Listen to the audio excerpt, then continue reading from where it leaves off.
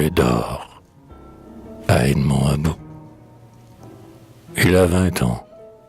Il est silencieux et doux. Il a des cheveux plats, des lèvres qui sourient, le front efflorescent avec de grands yeux mous, plus une âme à sauver et ses souliers qui crient. Ah, c'est un ange. Autant qu'il était écolier, déjà sa foi fervente était des plus farouches. Ses jeux consistaient à bâtir, en papier, de tout petits bûchers pour y brûler des mouches. C'est un ange. Il rédige un peu le buis béni. Il fait sur Saint-Grimont un travail de sa plume. La preuve est qu'il écrit le 3e volume. Le 3e volume. Et ce n'est pas fini. Tous nos propos mondains le mettent au supplice. Par l'Ulida, il fait le signe de la croix. On lui dit « Aimez-vous le soir au fond des bois ?» Il répond doucement « C'est l'heure de l'office. » Un ange, croiriez-vous qu'il n'a pas un ami? Non, monsieur, sur ce point, sa règle est fort sévère.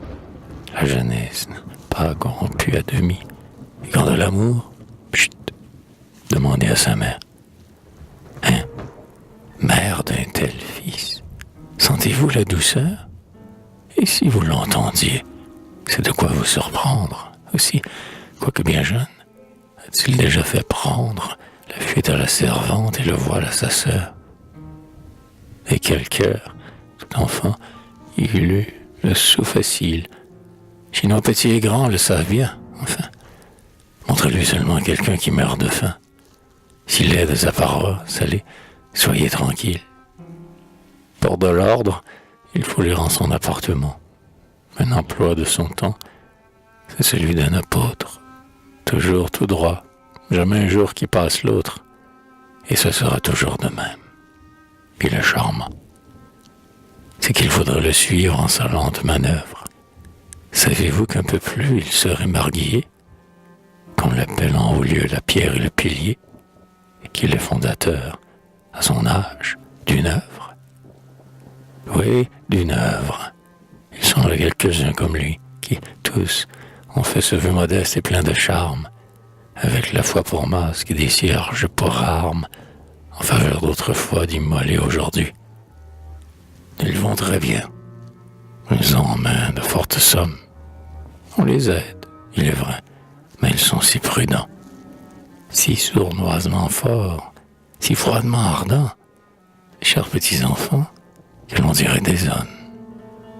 Vous les verrez au jour qu'ils auront triomphé, car croyez qu'on se fait, en petite chapelle, sous air de charité, beaucoup la courte échelle. Cela vaut-il pas mieux que d'aller au café? Comptez qu'il ira loin, ce jeune homme adorable. Jamais il ne se dit ni comment ni pourquoi. Pour lui, l'obscure nuit n'a qu'un astre, la foi. Voilà comment on les fait, n'est-ce pas admirable? Ah, jeunesse affolée, ah, jardin béni, où, pourchassant le rêve au chant de l'infini, on donne sans compter à des chimères vaines les baisers de son cœur, le sang de ses veines. Songeurs qui méditez la tête dans vos mains, poètes qui saignez à courir les chemins, pour saisir et tenir dans le rythme embrassé insaisissable enfant qu'on nomme la pensée. Éternel mécontent né pour jeter à bas ces autels du passé que le présent décore. Vous qui doutez de tout et ne vous doutez pas que, par bonheur pour nous, douter, c'est croire encore. Blanc chasseur d'inconnus, fureteur d'avenir, trop inquiète, avide et du vrai possédé, qui l'espoir promet plus qu'il ne peut tenir. Lovelace de bien, libertin de l'idée, pour qui tout est formule est comme une prison, qui voulait follement et qui pouvait de même, et qui ne savait pas encore. Je vous en aime, de quel raisonnement est faite la raison.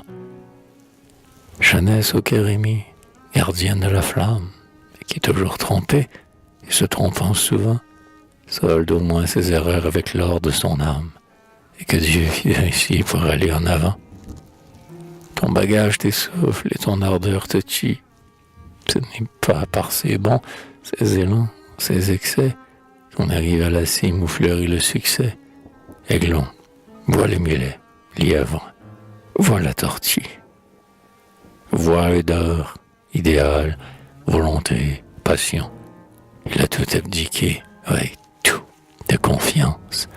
Et sans chercher plus loin ni faire sa croyance, toute fait il a prise à la confection. Pour vous, marchez, errez, croisez vos pas sans nombre, faux sublimes, montez, perdez-vous dans l'azur. Lui, dans la vie, ainsi qu'en un corridor sombre, il va, les yeux baissés, d'un pas tranquille et sûr. S'il sera quelque jour bonnetier ou ministre, ils le savent, ceux-là qui mènent ses 20 ans. Peut-être est-il bouffon, peut-être est-il sinistre, mais son but est le but, et laisser faire autant. En attendant, il faut pardonner à son âge. Il vaudrait bien un coin de notre paradis. Aussi s'occupe-t-on pour lui d'un mariage. Très beau, cela s'entend et moi, je vous le dis.